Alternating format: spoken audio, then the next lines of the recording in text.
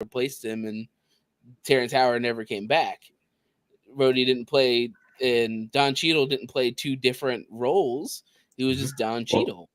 You don't consider Agents of S.H.I.E.L.D. MCU, do you? The MCU doesn't consider Agents of S.H.I.E.L.D. MCU up to a point. Yeah, I consider they do and they don't. It's like a quasi thing, right? Yeah, but, up to a point. Like after like season 2, they don't care. Yeah. It does. Like for them, they just like cut it off.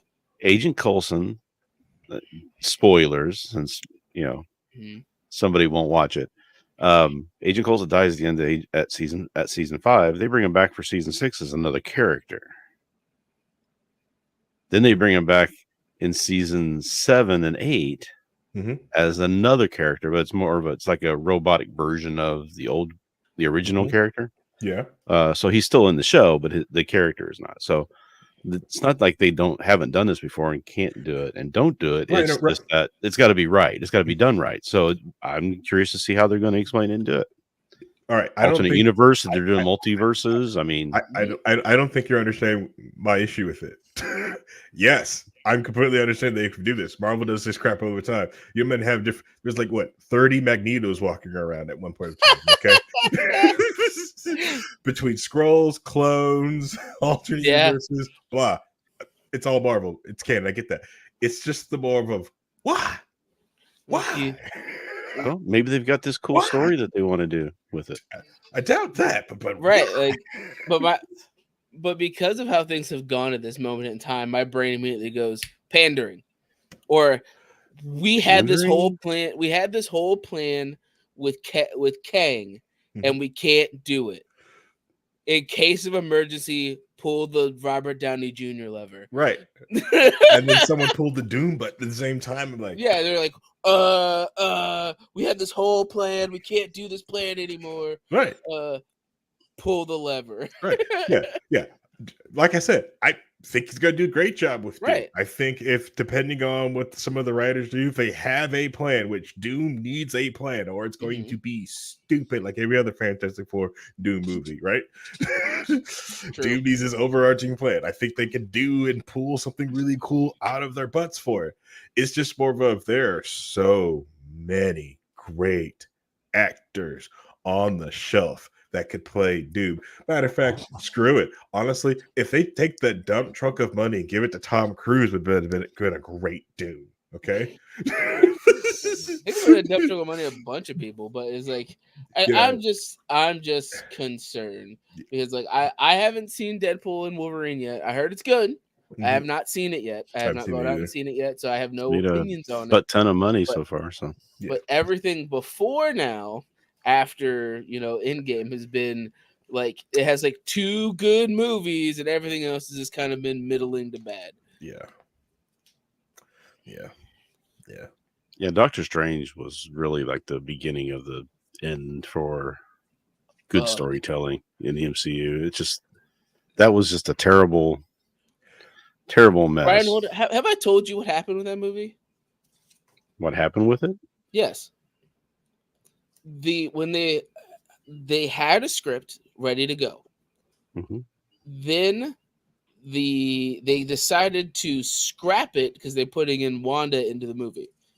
So they gave the writer a month to write a new script. 3 weeks in, COVID happened. Thus, he only had 3 weeks to do it. Then Sam Raimi joined on. They were like, you know what? No, scrap the 3 weeks of work you did. You have a week to write a script. And half of the script was written on the fly while it was happening. There's interviews on the DVDs of him talking about how he didn't know what he was doing, and he had to have like an interesting climax because there's nothing else he could do because he was writing it on the fly. They gave him they already had like 80% of the sets already built. So he had to write a movie around the sets they've already made without Blackheart, which was the main villain that they were going with. Shadowheart, the main villain that we're going to go with, and Shadowheart and Baron Mordo, and they were like, no, scrap all of it. So he was writing the third act while they were filming the first act. So Yeah, storytelling went way down the drain for Doctor Strange. Yeah. It's just for like, it's just very telling. Like there is like no overarching plan. Like this was like a television, like just individual television series, individual things into this massive juggernaut of, you know, a cinematic universe of lore and backstory. Just seems like these writers just don't know what to do with it, you know. Yeah, And there's just not enough to it to keep moving forward. And old lore hurts series. You know, look what Doctor Who has to deal with half the time. You know, it's hard to write like anything without going like, I don't know, the door is supposed to open up this direction on the TARDIS. If it opens up the other direction, that's something else. It's like, give a fuck. I just want to throw up the door. Let's have some fun. Right, I was like, I've been in this argument about this door before. He's on mute, so I'm gonna. No. William Hartnell had a big deal about this when he was doing the Doctor. They had a lot of people come and go while he was doing that first stint to the Doctor before they decided they were going to regenerate him. Mm-hmm. And he was getting mad because these new people would come on and they'd try to do something. He's like, no, I can't. You know, I can't push the button over here because the button last time I pushed it was over here to do the thing. And they were like, well, why does it matter? He's like, well, the fans will know. Yes. Mm-hmm. The fans watch the show. They'll see it. You got to keep doing it. So he had in his mind how things worked. So he had to kind of keep telling them that they couldn't block it or pace it the way they were trying to, because he couldn't get to the right buttons and stuff. So he led that in Doctor Who. That's why they've tried so hard to maintain that continuity. But then they've also kind of just ignored it when they ever felt like they needed to. But it just shows how hard it is, how dedicated your fan base is, right? And it's like, it was like, well, the fans are ticked off, because they care about and have carried this baby. You know, it's the tripod of like the passion project for anything these things. And most of these people make these movies. They do the movie, they move on to the next thing. They don't even care. They don't think about it. Whereas fans are sitting there and they live it. They enjoy it. They rewatch it. They talk about it. It's correct. It's frustrating to care understand about the that. accuracy of things. Of like, one of the things that apparently that's been a big issue with the Assassin's Creed games, right? They showed gameplay trailers, right? For feudal Japan, people had rice sitting out in the rain, rice was basically currency at that point. And people were like, that doesn't make any sense if you guys are supposed to be accurate to history. And then somebody pointed out, it's like, it makes no sense for there to be fully ripe pomegranates, rice ready to be harvested, and sakura blossoms all at the same time. That makes no sense. Those are 3 different seasons of things all at once. My favorite tweet when I was watching that was some Japanese guys like, so this is what cultural appropriation is? I was like,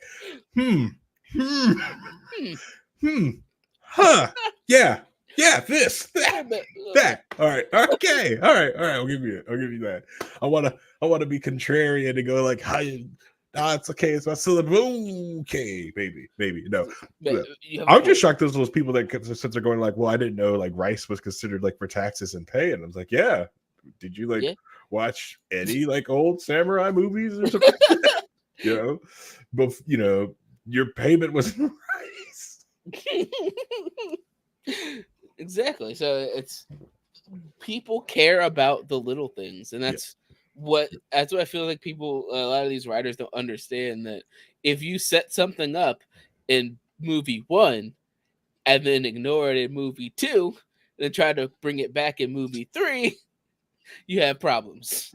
You got problems, man. I almost wish someone had like some sort of like series about talking about this. Anyways, hello everybody, welcome to an exciting new episode of Low Key on the We Live to Network. My name is Harry, aka the Movie Target, and we're back after a month. Sorry, I have been busy. I've been out doing things out in the world. I've been getting sick and having headaches. I also went and competed in a yoga competition. Did really well in it. I came back a champion in my heart, and that's what really does matter. Did see some great, amazing yoga bodies, saw some great, amazing yogis. Now I'm back here. We're ready to get this ball rolling. We're halfway done with the year. This rest of the year is going to be a lot of fun, at least in our space, anyways. The other side of the network with all the other people, they're dealing with all kinds of other like fires and people arguing about different ball sacks everywhere, but I just call it culture shock, which if they would just come here, we could easily just tell them like, hey, only United States, only if you speak English, if you're really concerned with unity. If you don't speak English, most people don't give a damn. Yeah.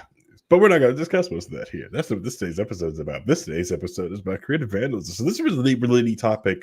Vincent posted this thing about, and it's something like we've almost like hit on a lot this year, and it was kind of neat watching this video to get to get like calm lessons of that point. But before I get too far ahead of my vote, before I barely, let's introduce the rest of the cast of characters, the voices that you've heard of some of the stuff we're talking about. Listen, if you're part of the key holders, you can get this amazing topic that we talk about for the 30 minutes before and 30 minutes after if you're amazing key holder. So, yeah. Anyways, we got Ryan. Good evening. How everything going? Sorry, I had to duck out just for a second. My wife decided that was a good time for her to ask for dinner. So she's getting to wait for a little bit for hers. right on. If you need to go and get your wife He's good. He's like, oh no, I forgot. You just go ahead. I'll be good. So, well, we demand. Okay, well, all right. She's not starving hungry, which is right. Not like she hasn't eaten today.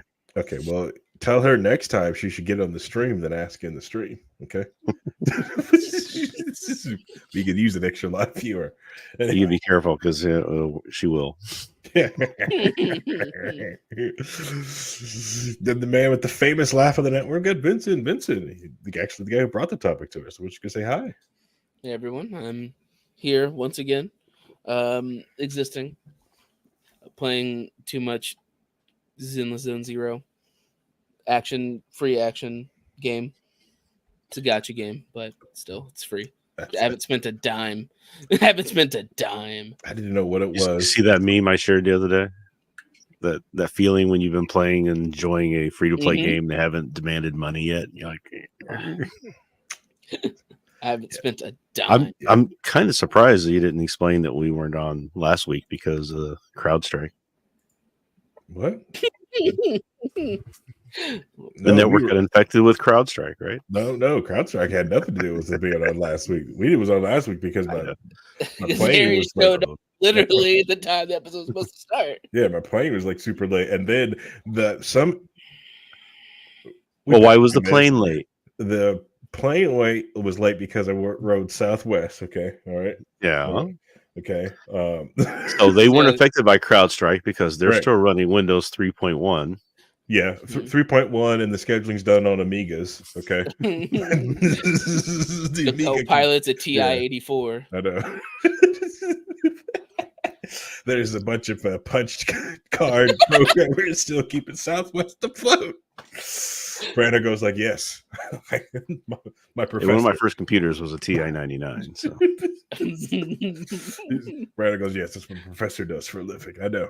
Anyways, so that wasn't affected. But what really got me, which really thinking is when I got to the airport back to Indy, right? Because it was a little bit late, but we made up time. We get to Indy, and some a-hole's package got jammed in the conveyor belt in the baggage claim because they said because I won a yoga mat at the competition, so I had 2 checked bags, and somebody's baggage got stuck. So I'm sitting here at the checked baggage thing to get my stuff, and I couldn't. I just stuck there for like 30 minutes waiting for maintenance, and I'm like, I should just go up there and kick this thing out. But I'm also afraid like things like some teeth in it or something that'll chew my arm. I don't want to, be armless. Easy way to lose 30 pounds, but anyways, yeah.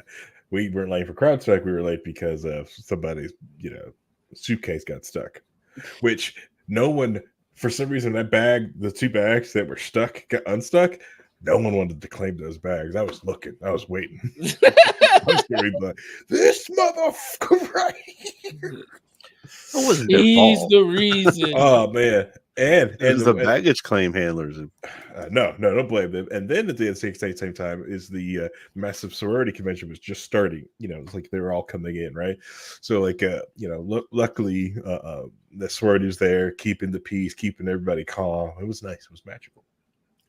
Yeah, you got to watch a bunch of college girls just walking around.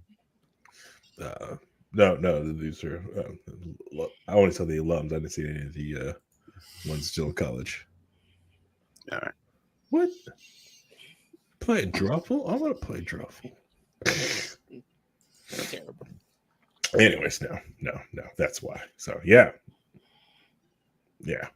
And probably should do an episode like coming up, and we should probably do one on the cross-track thing. Because I've seen a lot of people because like the good explanations are from people like the technical ones. I think only like people like us who are like probably watching it, but our fans are probably like, I'm not gonna watch it. Hope these guys will break it down for us. Like, explain it. I don't care. Yeah. Just kind of like the, anyways, but that's not the topic we're going here at hand. We've got this other topic. Vincent, you want to go ahead and introduce the topic? Sure. So a video came across my recommendeds. I've linked it in the Discord. It's called Artistic Vandalism.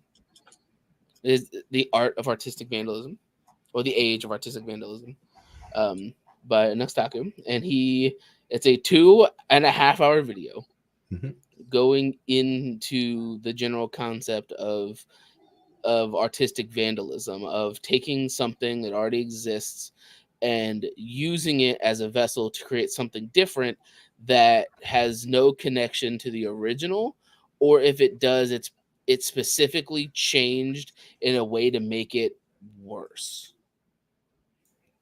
So in the video, he goes over a lot of examples. I'm going to touch on some of them that weren't in the video as well. But the first one he talks about is the live action Avatar, right?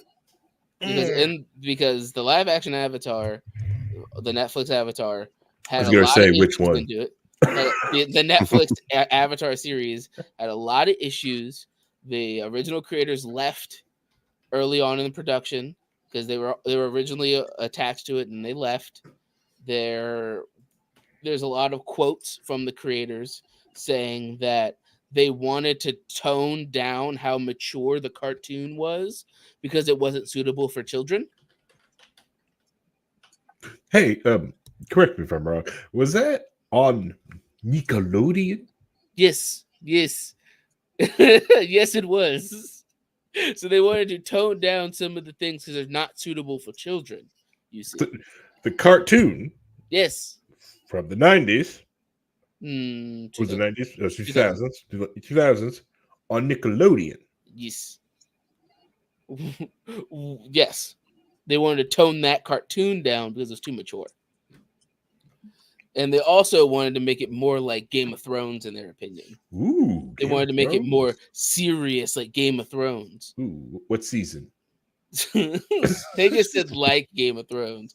So what they ended up with is something that is very lifeless.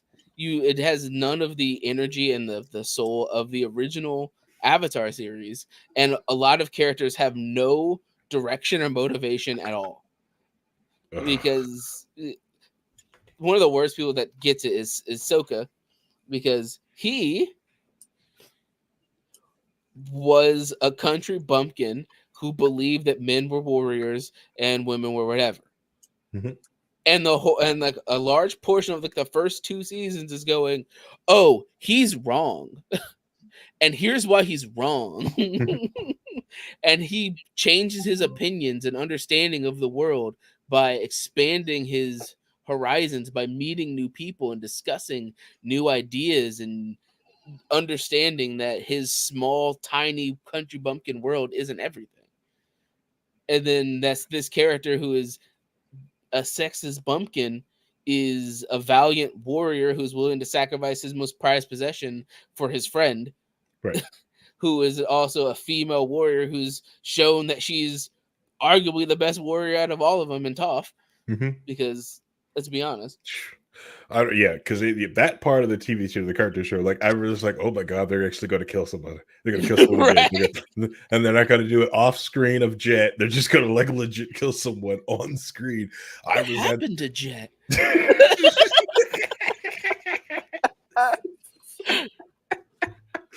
Oh man, Randall, we need you to watch Avatar, the cartoon. Yeah. I've seen some of it. It's really, really good, and it's well written. And one of the things that really gives it life is the fact that Aang, as a character, is still a kid.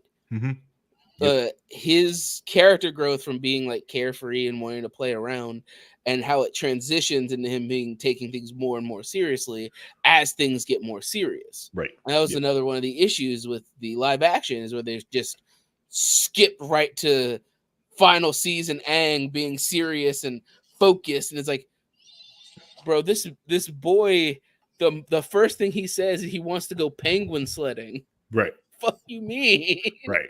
I did, because he has no thing of the war, doesn't know about the war. He's trying to run away from his destiny.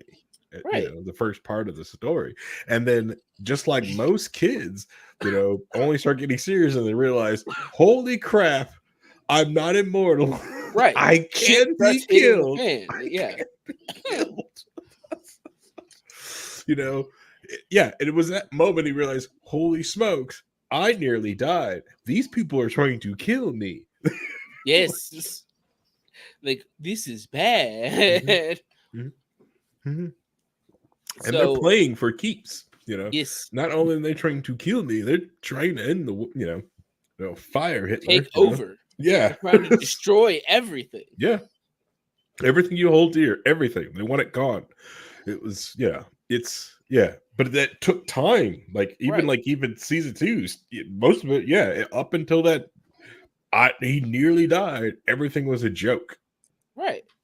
And he has to learn how to act different. He has to learn how to be more serious to understand other bending types, because that's just how his character is. Yep. But in the live action, it's nothing like that. They're kind of using the template of Avatar: The Last Airbender to make something that is far inferior without a lot of the care and detail, because they want to make it more suitable for children on this children cartoon show. Okay, all right. We can talk about Avatar like that. So, right. like, so, what? Yeah. So that's like a very light version of it. Another thing he talks about in the video is all the Disney live action remakes, and how how each remake progressively gets worse and worse and worse, and they miss out on important elements of the narrative and change it in a way that makes no sense. Right. So he went into detail about the difference between the original Mulan movie and the remake of the Mulan movie, because you are introduced to Mulan in this world and her place in this society, and how she uses her brains and her intuition and creativity to try to solve problems. And in the live action remake, she falls off of a top of a banister and like front flips and lands perfectly fine, like it's nothing. She's always been good. She's always been an amazing warrior, don't you see? And they were just wrong to exclude her. She was meant to be an amazing warrior in the live action remake, in comparison to her earning these people's respect and trust, and her putting herself on the line in a way that is so specific to that character that you lose a lot of her intelligence and her ingenuity and how she uses her thought processes to work towards successfully completing these goals, in comparison to live action remakes. Like, she's just a badass that could beat people way better than everyone else here can. It's like, why?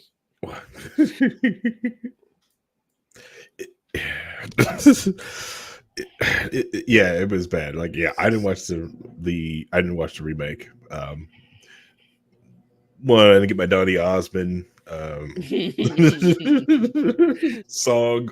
I got that. That whole brutal twink storyline was cut out. I'm good. I'm good. Cut the by erasure. Okay, all right. Wasn't standing for that.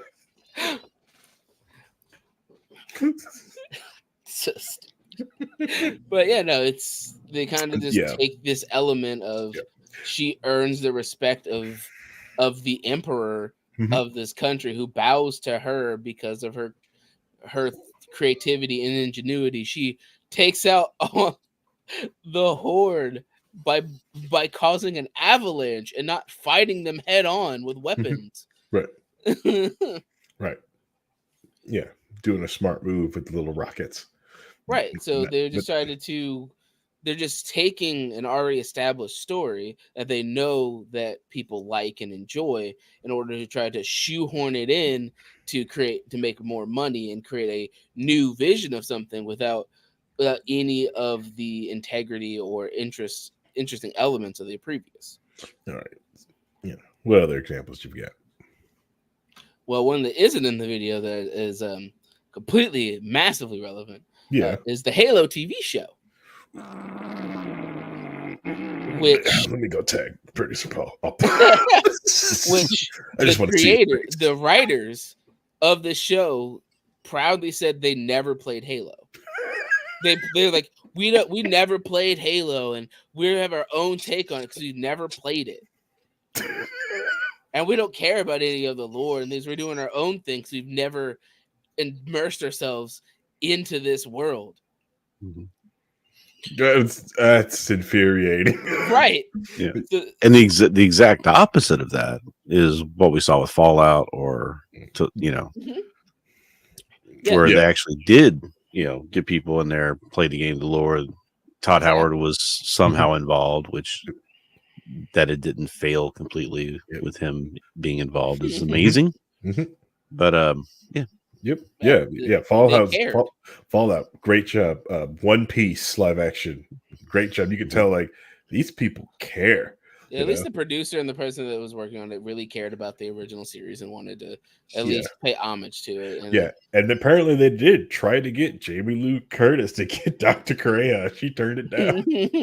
Like, it would work. Oh God, that would be perfect. Perfect. But yeah, the Halo show, which is officially canceled after 2 seasons, thankfully. Third season. Thankfully. Paul to cry. Third season would have fixed it all. It would have made it all make sense. The whole first season was terrible. They went out of their way to kind of just disrespect a lot of the elements of the narrative. Take my helmet off. Master Chief was constantly without his helmet, without his Spartan armor for no reason. There's a reason that the fans call him Master Cheeks or John Halo. Because he's not Master Chief. Because they keep showing his butt cheeks. I forgot about that. God, it was so bad. I kind of erased it from my memory. Look at that. TV show making me forget nudity. They took an element like the Covenant, which is a bunch of different alien races who hate humans and want to exterminate humans, and they go, cool, here's this human that's on the Covenant army. That makes sense. Totally. It totally makes zero logical sense at all. Where why would you invite the enemy that you despise to the point of wanting to them exterminated, extinct from the universe, to join your covenant? That totally makes sense. Stop paying attention. It makes perfect sense. Oh God, that was such a bad show. Yeah, and it's crazy to think that the moment that people liked the most is when Cortana just goes, "Cool, I'm hijacking your brain," and then it's gonna look like actually Halo. It's like oh God, that's so bad. That's bad. That's a bad shitty writing. Oh, yeah. All right. So there's the obvious show that will not be named. We're not going to get into it because he talked a lot about it on that video. Because I don't want to talk about that show. We're not going to. We're not going to. But Nux probably has more hours of content on the internet about that show than how many hours are in the show. Oh God, it's so bad. Because that's how much he's talked about it, broke it down, and discussed it.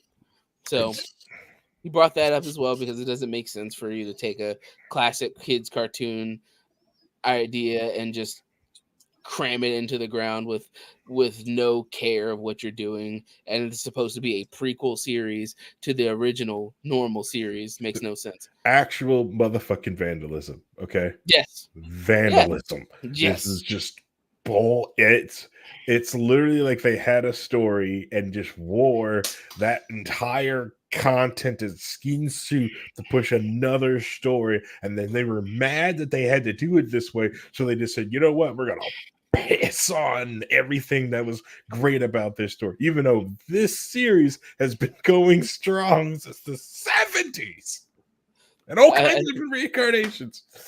My favorite quote that he has in there is that, you know, your writing is bad when you make the man baby with the small penis the most likable character in your series. Yeah. Yep. And then, of course, he talked about the downfall of Star Wars. That he's openly said that he has a whole different video planned because he's been doing hours upon hours long deep dives into the lore of Star Wars and how things are. And I mean, the Acolyte is terrible. Glad I'm a Star Trek fan. The Acolyte's terrible.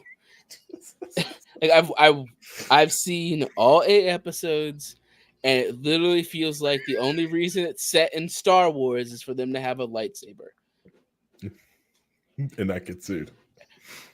This could be literally any other story written by... It genuinely feels like one of those dark romances that's all over Book Talk. Mm-hmm. That's what this story is. Because let's make one of the main characters watch all of her friends die, and when she confronts the guy that kills them, he goes, well, that guy tried to arrest you, and, well, nothing was going to happen with that person anyway. And then she's like, I'm on your side. I want to bang you. Yes, Reinhold. Yes, Reinhold. Just in case those people haven't watched that episode, you probably are not going to watch it. You're better off not watching it. It's better. You're better off watching Madam Web or Morbius. Yeah. You'll have more fun. You'll have more fun. Yeah. This is freaking. Yeah, it's Morbin time. Okay. There were more heel and face turns by the 2 main leads in the course of 8 episodes to fill an entire year's worth of wrestling. on a dime. It's like you want to kill these people, then you find out that this important person to you is alive, so you're not going to kill them anymore. And then when those people come to arrest you as you turn yourself in, you fight back and don't turn yourself in. And you purposely prevent them from taking you in when you were turning yourself in. That was your plan. Yeah. And then after that happens, you go to meet with your sister who you decided to turn yourself in for. Mm-hmm. She didn't immediately agree with you, so you turn on your sister and then go back to your original plan. Okay, all right. And it's just like, I got logic. I got something. All right. Now, I'm thinking there's probably days of footage on the cutting room floor. But if this is just cut awful, okay. No, Harry. I'm thinking that this is just like cut bad. Like this is meant to be a movie. They filmed more footage. They filmed more footage That's what I'm saying. to put Smilo Ren more in the show. You're right, but there's got to be more footage that strings a lot of this together better. Okay, just it's going to. There's probably a Zack Snyder cut of this out there, right? Like some long form out there. Okay, all right. I want to believe that nothing is that bad, and there are more content. It's just for some reason some idiot out there said, "Hey, cut it. We're going to cut there. We don't need that scene." They've tossed things out, or put things out of order. You know, like Fox, they air shows out of order. Same thing. It's probably the same thing. Same thing. All right, Harry, me just that cope to spoiler warning again for me real quick. Okay, I'm just gonna. If these two characters have the same mind, they're one mind and two bodies. How do you erase the memories of one of the bodies if they have the same mind? Explain. Magic. They're wizards. Explain. They have magic. The witch magic. Oh, and you can erase exactly 16 years of memory. Because when he rolled, right? When he rolled the dice, right, on his mind wiping ability, okay, he only got 4 10s, which is 16 years. And you know they have the same mind because they specifically showed them have the exact same fighting style when they fought each other, and they explicitly went out of their way to say that they have the same brain, but in two bodies. Is it the same active brain, or is it the same brain, like two copies of the same brain? No, they're one brain. There's technically one being split into two bodies. That is to explicitly say that it's one brain consciousness split into two separate bodies that are connected to a point where they know each other's memories and movements, that somebody who trained for 16 years and somebody who trained 0 have the same amount of accuracy in the movements.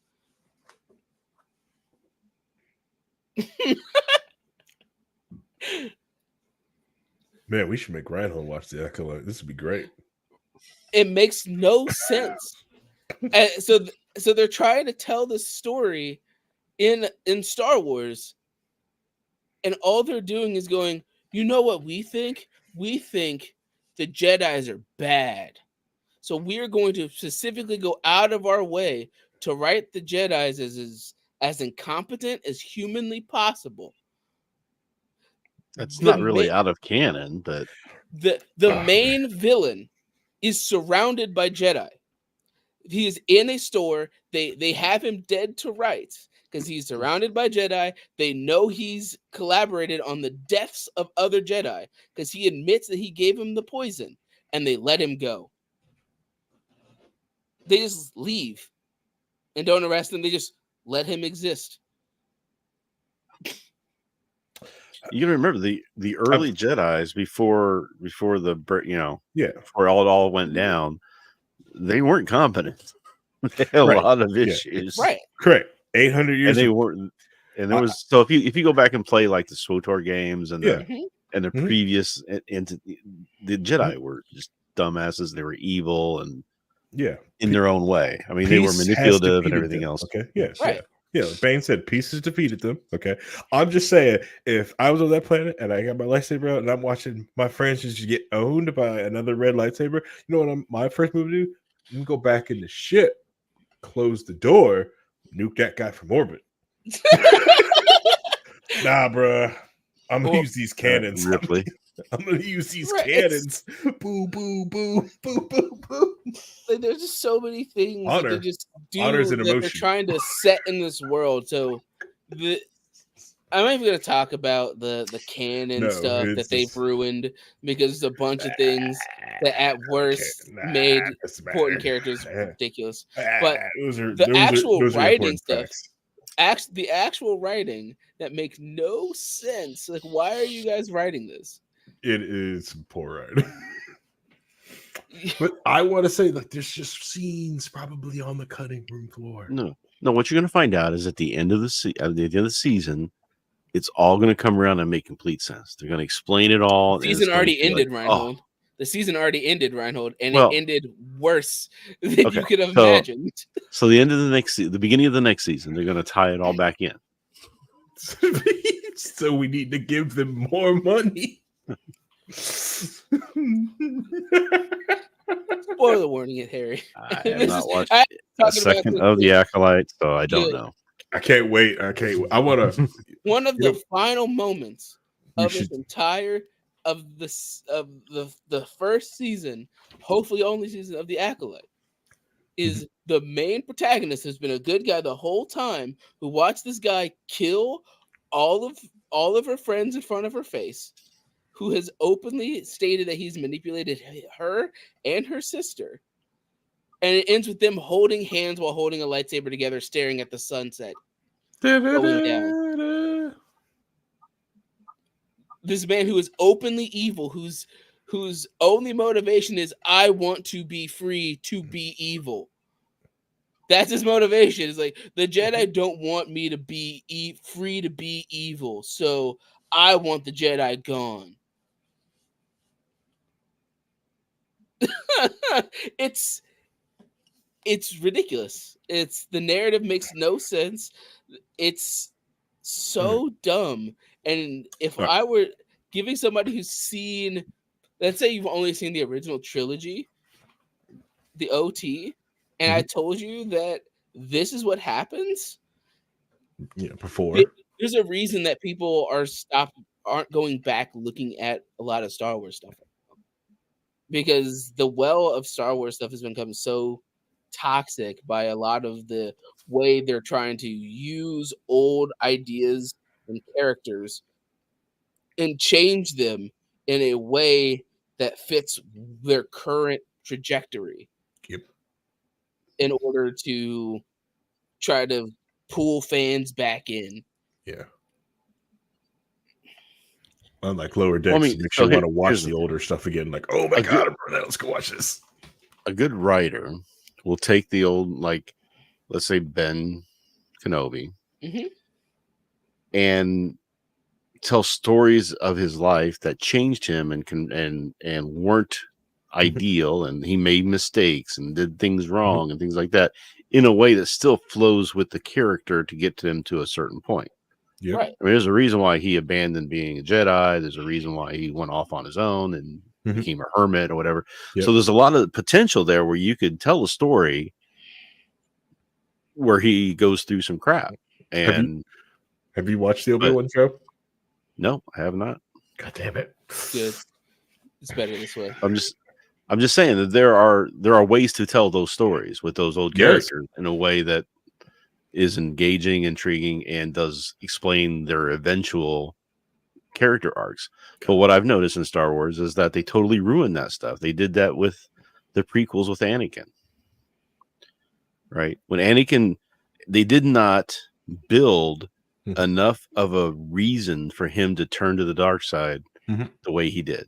Yeah. It was not believable. Right. In the movies, yeah. Right. Yeah. So that's the frustrating part I had with those movies, is because, and that's kind of the last one I stopped watching Star Wars, was because they weren't taking the care to do the right thing to convince you that, okay, I see where his point was. I see why he did this. This makes sense. It does not make sense in there. It was such a quick heel turn that made zero sense and no real motivation behind it. Right. Now they did go back and fix that with a lot of the clone, the TV shows and stuff like that. They went back and fixed it, and it does make sense, And we got a great character, Ahsoka Tano, out of it, Right. Sure. Yeah, and then they made her a TV show that was 90% silence, where they're just sitting around having pause-filled conversations that go nowhere. Was it pause-filled enough for a Rocky Horror replacement? I mean, that's why Rocky Horror became famous, is because they had so many pauses in the dialogue that people were putting their own stuff in there. Probably could. Probably could actually, but it's too trash. No one's gonna rewatch it, other than the simple fact that remember, I honestly, the Acolyte did do that. It made lightsabers deadly again. Sort of. What? Everyone who got stabbed with a lightsaber in the Acolyte died. They didn't come back with a cute little, scar on their tum-tum. Okay. All right. That poor Padawan got shanked 3 times in the chest. Okay. Did not deserve to go up because first one may have not have killed her all the way. She's probably going to bleed out. But the other two was just like, why? She would have bled out. No, you understand. The lightsaber cauterizes as it cuts. Yeah, you're not gonna bleed out. So it doesn't bleed, bro. What are you talking about? That's not how it works. That's not how cauterizing works. That's not how it works. Oh yeah, like that series has a bunch of stuff, really stupid things that make no sense. Like they forget they have the Force. Like every time they only use the Force when it's relevant to the plot. Yeah. And any other time they could use it for something else. Yeah. But so this is there's a lot of stories that have that problem though too. I mean, like you I read Wheel of Time, and there are times in there where it's just like, you guys, you know how to use magic, right? Why are you not solving this problem in a way that makes complete sense? Oh yeah, let's go Super Saiyan. Oh yeah, forgot about. Now they do explain in that one because it's lost knowledge. They don't know how to do this stuff. They're just they haven't figured it out yet. They're not really trying because they're stale and everything. So there's a whole backstory on why that happens. But there's still times where it's just like, you know how to do this. Why didn't you use this to do this instead of what you did? And it's like, it's hard to write that. It's hard to write a magic system or a power and increase the knowledge of it as you go, and not go back to beginning and go, oh, wait a minute, these people should have known better and done this thing that you introduced later on, because you're writing it later and you're like, oh, this is a good idea. This is how logically it would work. But it breaks what you wrote before, and that's really hard to mess with. Now imagine that in the middle of a fight scene where they do it once in a fight scene and then never do it again. But was it a hallway fight scene? No, it was a forest. Because the hallway fight scenes are good. Oh yeah, this is different. those they rock. I will give them that one. Both Mandalorian and the original, the one they kind of took it from. Yeah, I've seen both of those scenes, and that's great choreography. That's great cinematography. Yeah, etc. Right, but yeah, if the story's not matching up and making sense, then whatever. And just to touch on it, because even though I didn't watch it, everyone knows about it. Game of Thrones, the TV show, and how that ended, and how everyone hated it because they ran out of original material, so they decided to write their own thing, and it didn't work. No, but here's the thing with that though, and you've got to understand this. They knew the end of the story. It's not like they ran out of material that they were building off of. They did run out of the material that they were kind of taking off of the page to get to that person to that point. But the actual ending is the ending that GRRM wants. Now, he's going to say he's going to get there in a better way to make it believable, because the heel turn, again, heel turns are hard. The heel turn for Daenerys in the TV show was terrible. It was not at all earned. It didn't make any sense at all.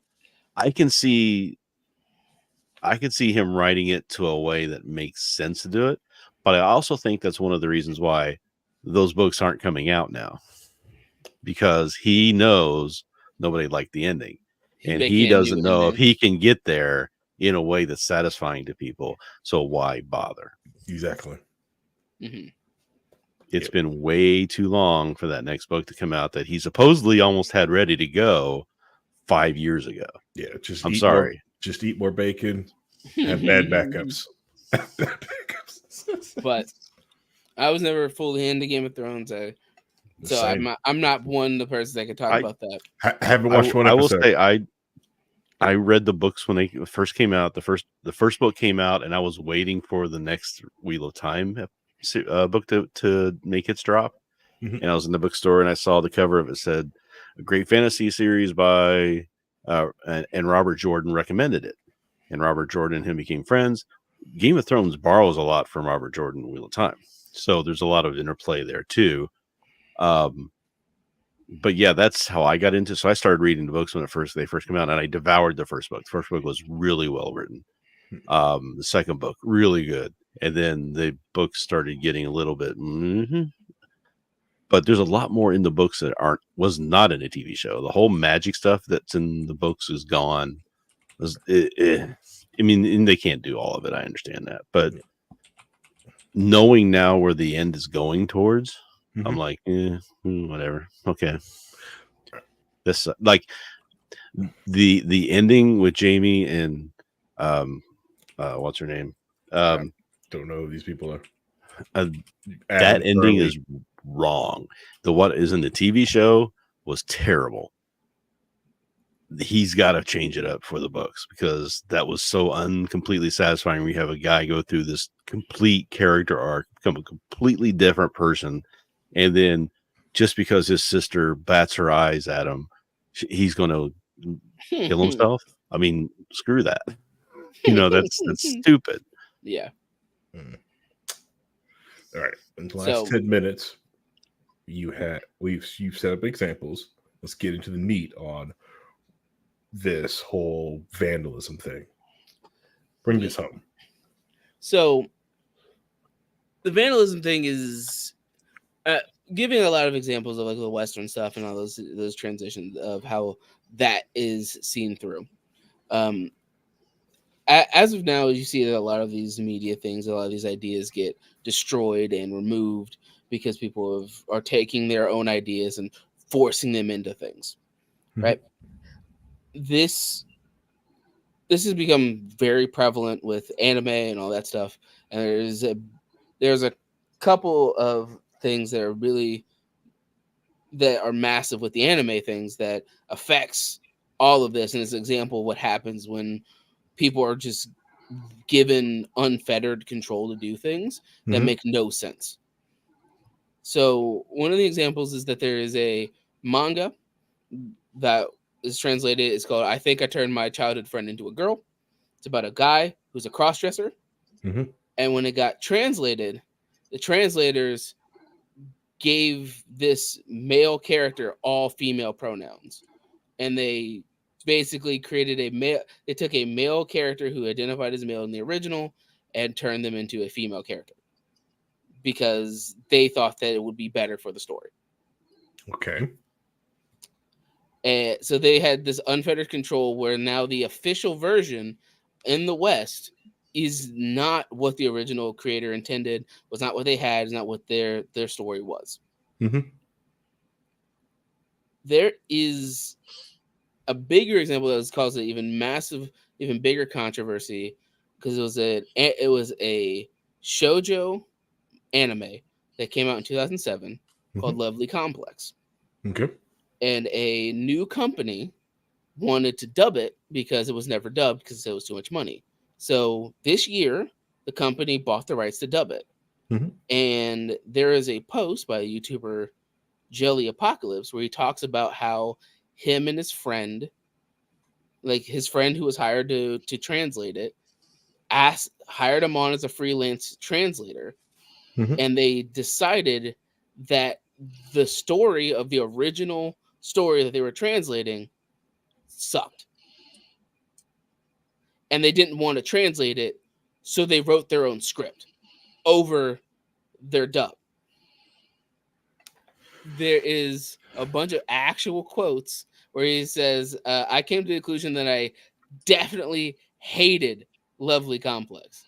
That he hated the series that he was paid to translate and was paid to work on to be as an official translator. And he went out of his way saying, well, literally one of the quotes is that I'm one of the only people who know how to write romance. So we wrote it better. And we took this show from a 3 out of 10 to a 7 out of 10, but still don't buy it because it sucks. What? And let him to get fired. And they ended up having to, when they released the Blu-ray, they had to explicitly said they went through and retranslated it and got rid of the stuff they added because they specifically broke this narrative to the point where he threatened to leave if they didn't cut out the one scene that had the original writer in it. She voiced a character for one scene. She had one line of dialogue. And he threatened to quit if they didn't remove her line of dialogue. Why? Because he thought she was a terrible person. He hated the story. Right? But he's just a translator. Right, but I translated the script. You're paying me to do it. So if you don't do it, I'm gonna quit. And I have name value because I'm a YouTuber that people know and want to watch. I just don't understand like the hubris of this person. That just like you're just a translator. That's all you do. You're just translating it like this, right? And I'm not getting you for your because you just have experience translating. You have some, all right, yeah. Bring on the AI. Right. So all of this leads to like there's a tragic story that's connected to all of this. That there was a mangaka. I don't want to just put her name out there because it's really sad and depressing. But she wrote a series. The rights were bought. The company who made a live action version of it hired her on as a consultant, ignored everything she said for the first 10 episodes, and they had her write the last 2 episodes because it was so bad and destroyed her content. And then afterwards, after that whole debacle and whole thing happened, she removed herself from the server. And in her information, she explicitly talked about this as one of the factors that pushed her to that limit. That's something that she held dear, that she wrote and spent all of her time and love and care into, and that she put even more love and care to try to get it properly translated into a different format that they consulted her for. She gave notes, she talked to them, she discussed this, and then they just ignored her and created their own thing based off of her content. And it destroyed this person who spent all this time and effort and care writing the story. So while there is that is an extreme example. That is one of those things that's like that's very rare. That's just gonna happen every day.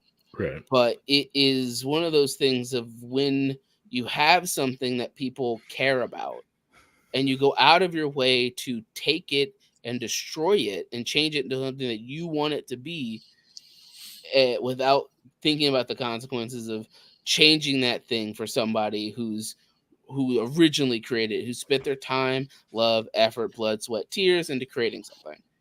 And then you just destroy it. It has ramifications. It could be financial ramifications, like what Disney's seeing with Star Wars and Marvel up to now with Deadpool, or it could be cultural ramifications, like what happened where basically Jello Apocalypse doesn't have a career anymore. Like, even though he's a YouTuber, a lot of people just don't trust him, don't like him, don't want to listen to anything he has to say. Or you have a series that could just destroy somebody's creative vision to a point that they are lost. You have destroyed something that they have worked long, hard, and care and love into, and it's just gone. Yeah. So it's rough to see that some of the things we talked about are a lot lighter, a lot goofier, not as serious. But especially when you get into stuff like individual people writing novels or writing mangas, and they're trying to get their thing translated to something that they've worked their whole lives on. You can easily see a lot of issues, a lot of trouble, a lot of strife that happens when they don't listen to them and they change their creative vision to be something that isn't their creative vision anymore.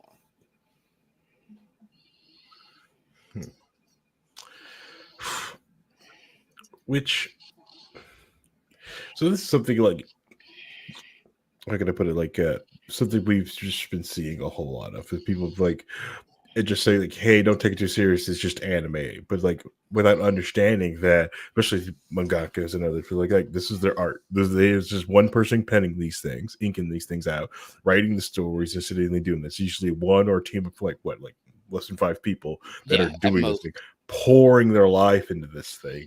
And when they finally get the license to the West, they treat it like it's some like tissue paper, like comic book. It's like, oh yeah, this just got a team. It's like, no, it's not like that out there. And it's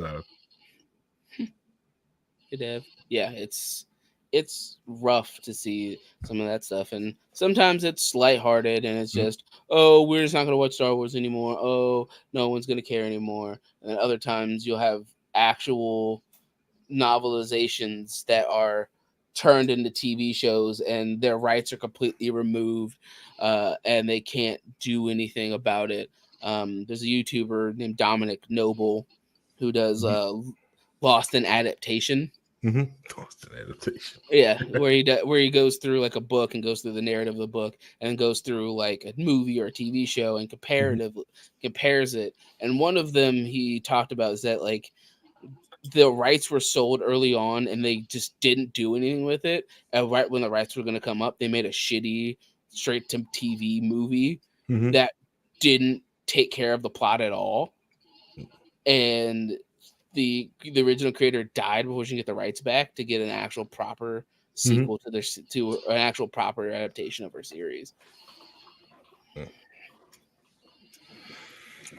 So, and this is some of the stuff we've been talking about. It's like a lot of people who have the keys to the kingdom, they want to they really do want to get out there and write their own stories, but a lot of them have shortcuts to be able to get to these big productions.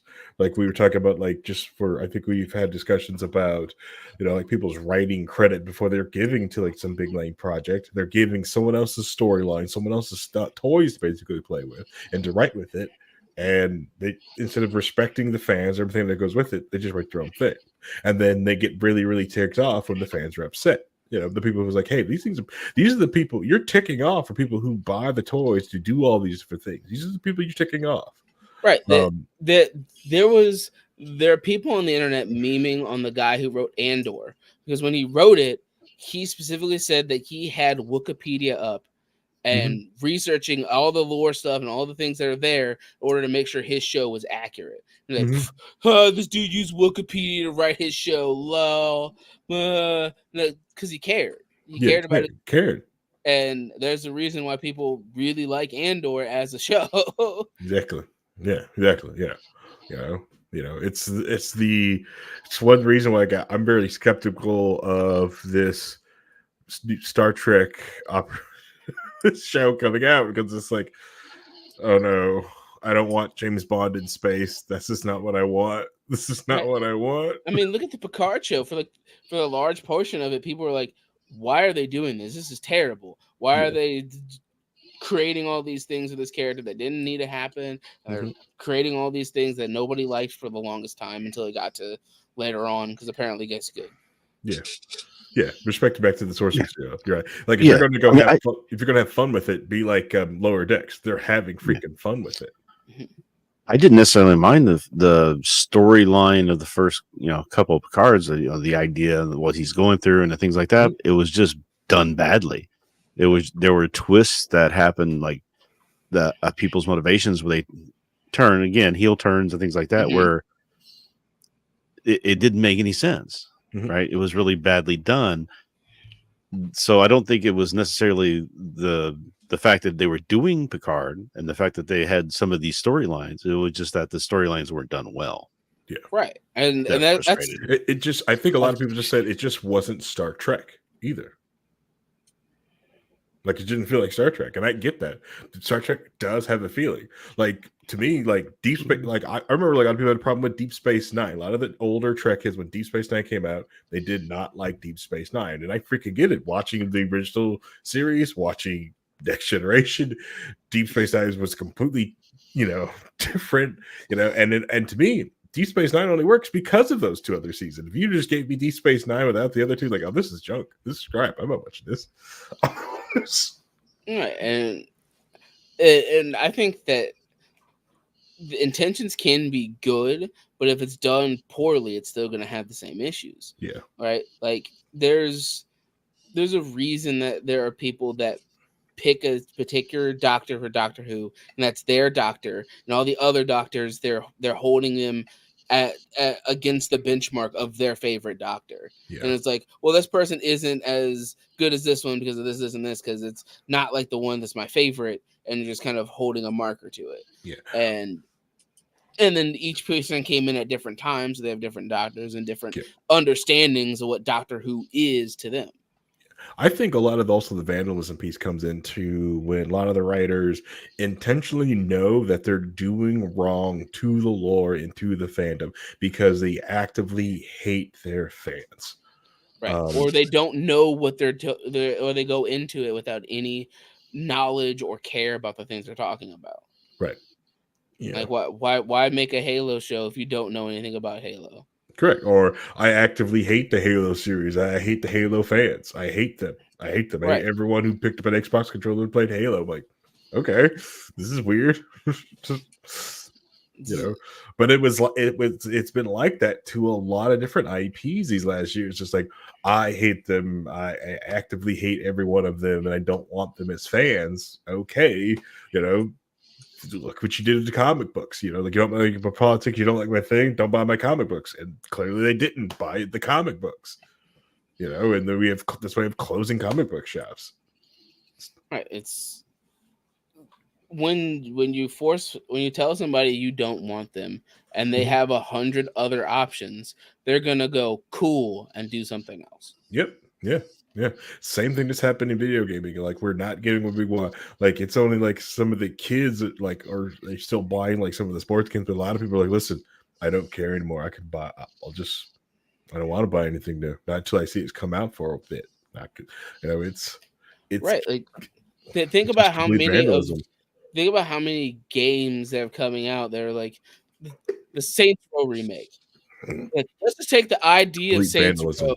Let's take the idea of Saints Row, make them broke college kids who want to become criminals to pay their student loans. Mm-hmm. Which honestly could work, could be the start of the criminal enterprise. Right. But then they wrote it terribly. Right. But they're like, oh, no, we are the Third Street Saints for no reason. Why? Right. Right. It's concepts that they're wearing as a skin suit to tell a completely different story. Right. So something they want to do, instead of because their stories they can't get to the ground, or they don't want to sit there and because they don't want to sit there and take the time to write their own stories and understand hey, for that first few decades, you're going to have a small bit. You're going to be on the, I'm sure Reinhold remembers when he got his first Wheel of Time book and all 10 of them was sitting in a room going people should read this.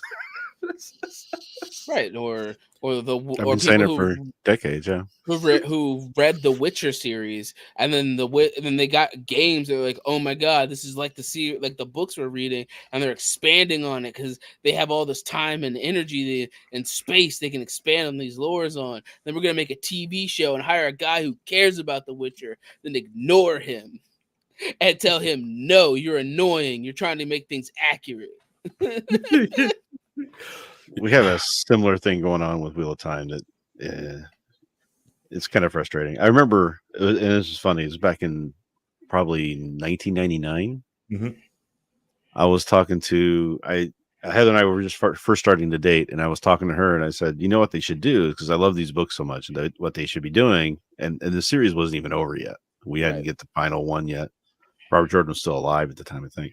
Mm-hmm. And I said what they should do is instead of having a season of TV be, they should take that season and be one of the books. And then the next season would be the next book, like that. And it was just like nobody had thought of doing that yet. Mm-hmm. And then Game of Thrones comes along and does it. And then everybody starts doing it. Right. Well, so technically it was Harry Potter first because each movie was a book. But that was a movie. I'm talking about TV because you're never going to get, you cannot get what's in one book of the Wheel of Time and arguably probably Harry Potter, but Harry Potter is so small compared to what Wheel of Time is. You can't get the whole story in just a 2-hour movie. You have to have, I was thinking 20 episodes of a season to tell one book story. Yeah, As they'll big milk as those Harry are. Potter. They'll milk Harry Potter to 20 seasons. Don't worry about that. Yeah, they're already Yeah. gonna do that. Yeah, that's true. But like, So even now they're giving the people making Wheel of Time, they're giving them 8 episodes to do a book, and there's no way they can do it. They're having to cut things, they're moving things out, they're changing things around because they can't get the whole story in. And people are upset about that. They said we wanted to see a true to life reenactment of the books.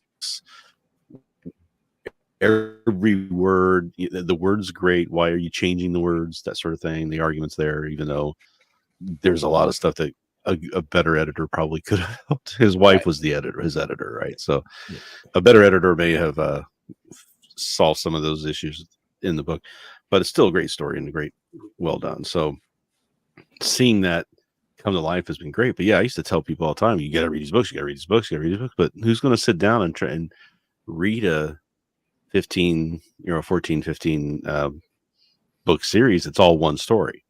It's not like, there were some other series are out there where the one book and then the next book was a different story that picked up with the same characters. This wasn't that. This was one long story, 2 million words and whatever. Right. Hey, the way that movies are coming out, maybe I might, is it Harry directly in his life points? The newest Ghost in the Shell. That was. Yep. I have rewatched so much Ghost in the Shell, and I refuse. It was so good up until a point. The idea that the United States dystopian world splits into two and just starts having a war for economy's sake with each other, just shooting guns at each other just because it spurs the economy on, was hilarious and a great concept. Right, and then they broke it. And then they broke it. Oh, then they broke it. They got too real. Anyway, no. That's then they got too bullshitty. It got bullshitty. It made no sense, and it kind of it's like, have you watched any? Have you read any of the lore to this point? That makes no sense. How many of you guys have seen The Man in the High Tower? No. I remember you talking about this before. I think. Man in the High Tower is a alternate history TV show. It's based off of Philip K. Dick. So right there, anything that's based off of Philip K. Dick is going to be good no matter what, because it's based off of a genius. They took that and they made a great first season with this thing, maybe even a great second season. And then they kind of wanted to do more with it. And the third and fourth seasons were a little, you're running out of ideas and things. They had to go bigger and different and change things. But it's basically what modern day United States would look like if Germany and Japan had won the World War II. And it's like Germany controlled the eastern part of the United States, Japan controlled the west part, and then the Rockies was like a neutral DMZ zone between the two because Germany and Japan didn't get along, and they had to have this little war between themselves, and it was a whole thing. And so it's a great storytelling, a great way of doing it, and there's a multi-dimensional story to it because they get these videos. It starts off with them finding videos of America winning the war. And they're like, well, how did that happen? That didn't happen. So there's things that are going on that's a little more mystical later on, but it's pretty cool stuff. So, but yeah, that's the thing there too, is they took a great idea. They had a great execution the first season, great execution pretty much for the second season. And then it just sort of, the money grab happened. Right. They wanted more. People wanted more story. And then they had to try and come up with that because they've lost the original plot, basically. Reinhold, let me introduce you to a little series called Boruto, which is just a cash grab. Like, after the end of the series, let's make a series about his kids because we wanted to. It makes no sense. Yeah, it makes no sense. cash grabs all the time. But that's why I respect stuff like Gravity's Falls. They were like, I have 2 seasons. Period. That's all I got. I don't have anything. It ends after 2. I'm done. Like if he came up with another series and just like aged up the kids and gave a good time skip or something like that, I'd watch the crap out of it.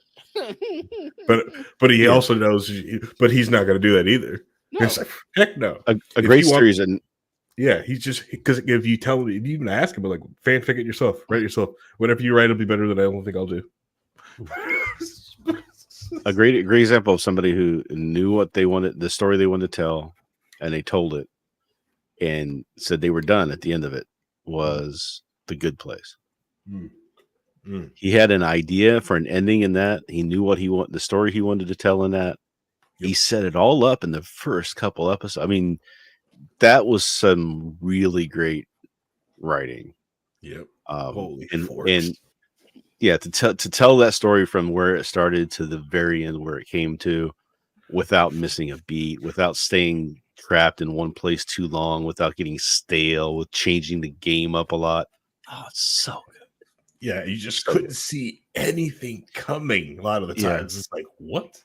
Yeah, the first season finale was like, what did I just watch? Right. What have I been watching? And you're like, how can they do anything like this again? And then the next 3 episodes, they're like, oh, we're switching it all up again. We're going to do this here. We're going to.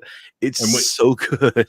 And then you think like, oh, they're going to do this for their season. Nope, we're going to do this instead. Oh my god. No, it was, and I've been watching these people react to it. These 2 guys react to it, and they were just like in the middle of the 3rd season now, where they're saying, I was worried that they were going to do this for too long, and then I realized they don't do that. They stay with it for a little bit of time, but it's going to change soon, and it's going to be different later, and so you don't have to worry about, oh, I have to slog through this or anything like that. No, you can't skip an episode. You can't skip an episode. You don't want to. Yeah, you don't want to. Yeah. Oh yeah. You don't want to take a chance and miss the time knife. You got to have the time knife. Yeah. But like, everybody's seen the time knife. Another great example of something that knows exactly what it wants to do. It has a beginning, middle, and the comic book Spider-Man life story. And the whole premise is that all Spider-Man continuity is canon, and it happens on a timeline. So it starts in the 70s all the way to like the 2010s, and they have to adjust things like Cap fights in the Vietnam War. Yeah, Cap fights in the Vietnam War, and how does he deal with the fact what happened in Vietnam and how that changes him as a person? Because he was in Nam, he wasn't frozen. He becomes a Punisher at that point.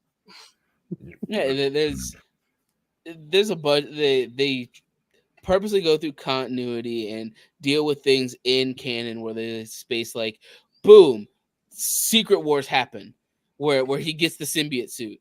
He just has the symbiote suit in this year because it happened off screen before this chapter because we have a different story to tell with the symbiote suit right here. It's kind of like, yeah, it's fantastic. I loved it. It's only 6 chapters. It's a complete collection. It has a beginning, a middle, and it knows where it wants to go. It has an idea, it executes it well, and it represents Spider-Man to its fullest extent. Nice. It's kind of always been the problem with comic books, hasn't it? That they just keep going forever and ever, and you get 800 issues, and it's like, okay, right? Where are you going to go now? You broke Spider. You broke Batman's back. Now what are you going to do? Yeah, you killed Superman. Now what are you going to do? Yeah. That's the big comic. Like they're creatively bankrupt. They hog tie everyone so they can't make anything new. But if you go outside the other studios, they're constantly making new, heroes, new villains, new plot lines, new fun stuff. Go to Japan. When Dark Horse came out. Yeah, when Dark Horse came out, and they were just like, okay, we're just starting. We got these new these new stories. We're going to put out an issue of all these different stories. Tell us which ones you want us to keep going with. Right. And they had some really good, interesting characters, and some of them actually took off. One of them even got a movie with what's her name, for goodness sake,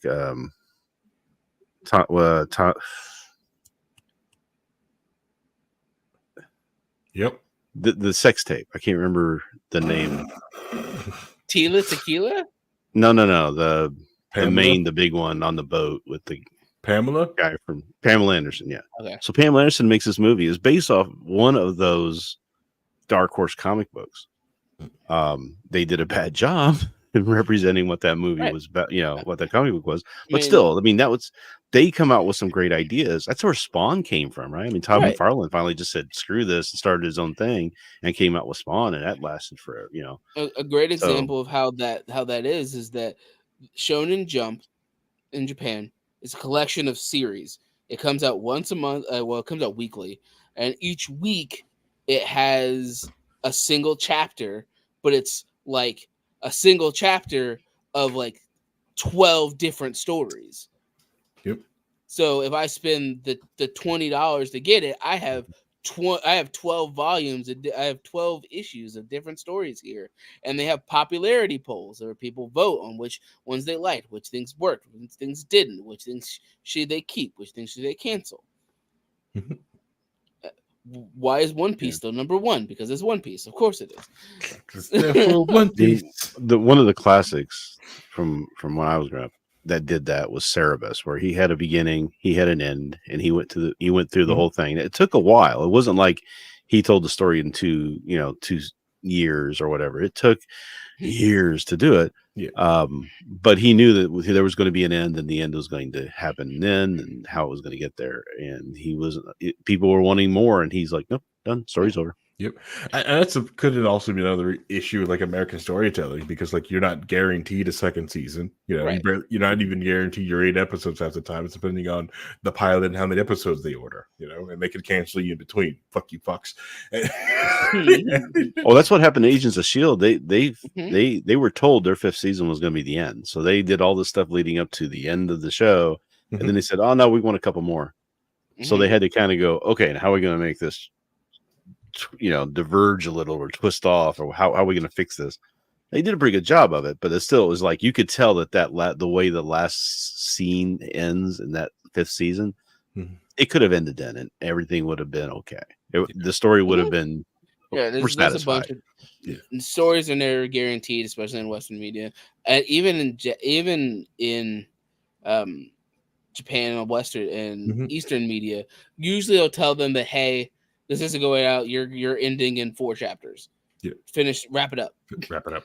So yeah, this thing that I had this big plan for, I have to streamline everything to make it fit to the 12 chapters I'm given, because I'm just not popular because people don't care. Right. So, but that's all. That's combinations of a bunch of things. But it's, in summation, if you want to create, if you have an idea, just create something new. There are so many of these stories that I've had issues with that would be perfectly fine if it's its own thing. If it didn't have the baggage of being attached to an IP that people know or care about, or they want more of, you have now attached this IP to your creation. And now you have to deal with the burden of holding this IP, because it is not only is it a blessing, it's a burden. If somebody tasks me and goes, hey, I need you to write the next Marvel movie, I would go, no. Because I now have the burden of everything that happened in Marvel up to now. And then everything they're going to do afterwards is now attached to it on top of it. And then people are going to be like, what about the comic books? Well, now you have the burden of the comic book information as well on top of it. So while you'll have the eyes and the ears of people who want to see it, you now have the heavy burden of everything that comes with it. And I don't think people understand that is the flip side of it. Correct. Yeah. I know. No, they don't get. Yeah.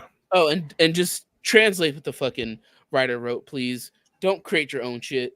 If it's in Japanese, just make it what it is in English. Or if you're going from English to a different language, just be what the text says. Don't change it, because people will know. Yeah. And people will find out, and people will be very upset. So you don't like jelly donuts? I have to go. Yep. Oh, you fine? Yeah, go ahead. Yeah, we're wrapping up. You go ahead. You can go say. You can say. You get a thing you want to say, Randall? Okay, you go. It's fine. It's pouring down rain and dogs are outside. I gotta get them in. All right. Talk to you. Bye, Randall. Bye, Randall. We are kind of long in the tooth, so let's end this thing. Like, thank you everyone who made it this far in the episode. Yeah, you're a true key holder. We'd like to thank you. You could have listened to anything else in the world, but you decided to listen to this. And the 300 of you guys who downloaded this every week and have been wondering where we were for months, sorry. I apologize. Life happened. We're back though. We always come back. Heroes always coming back. This is a live podcast recorded at 9 p.m. Eastern Daylight Time on twitch.tv/we are libertarians, and on youtube.com/we are libertarians. So come watch us, come hang out as live, or continue downloading and watching this podcast form. We appreciate either way. You guys want to watch our, or take the content, but I really like the live interaction, live questions, and talking with everybody. So yeah, this being said, thank you guys for listening, and see you guys next week. You guys say goodbye, Vincent. Bye, guys.